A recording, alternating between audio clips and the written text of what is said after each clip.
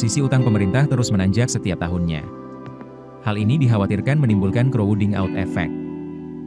Direktorat Jenderal Pengelolaan Pembiayaan dan Risiko, DJPPR, Kementerian Keuangan, Kemenkeu, melaporkan, total jumlah nominal utang pemerintah pusat pada 31 Januari 2025 mencapai Rp8.909,14 triliun.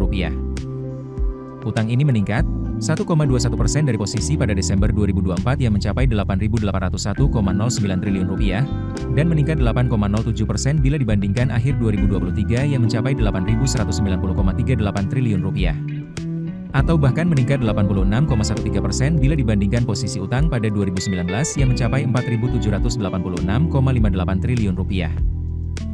Direktur Eksekutif Center of Economic and Law Studies, Celios, Bima Yudhistira membeberkan, crowding out effect bisa timbul lantaran pemerintah menyedot likuiditas domestik melalui penerbitan surat utang atau surat berharga negara, SBN.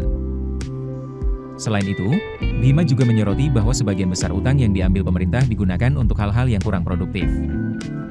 Misalnya dalam beberapa tahun terakhir, kenaikan terbesar dalam belanja negara justru terjadi pada belanja barang, belanja pegawai, dan pembayaran bunga utang, bukan pada belanja modal yang seharusnya lebih ekspansif. Padahal, menurutnya, belanja modal sangat penting untuk mendorong permodalan ke sektor industri dan UMKM. Jika utang yang diambil tidak dialokasikan secara produktif, maka bukan lagi menjadi dorongan bagi pertumbuhan ekonomi, tapi justru menjadi hambatan. Artinya, kemampuan pemerintah untuk bermanuver dari segi belanja, terutama dalam mendorong sektor-sektor yang prioritas dan bisa memacu pertumbuhan ekonomi tinggi menjadi terbatas. Pasalnya, anggaran banyak tersedot buat membayar utang. Untuk tahun ini saja, utang jatuh tempo pemerintah pada 2025 mencapai Rp800,33 triliun, atau sekitar 22,10% dari anggaran belanja negara tahun ini sebesar Rp3.621,3 triliun.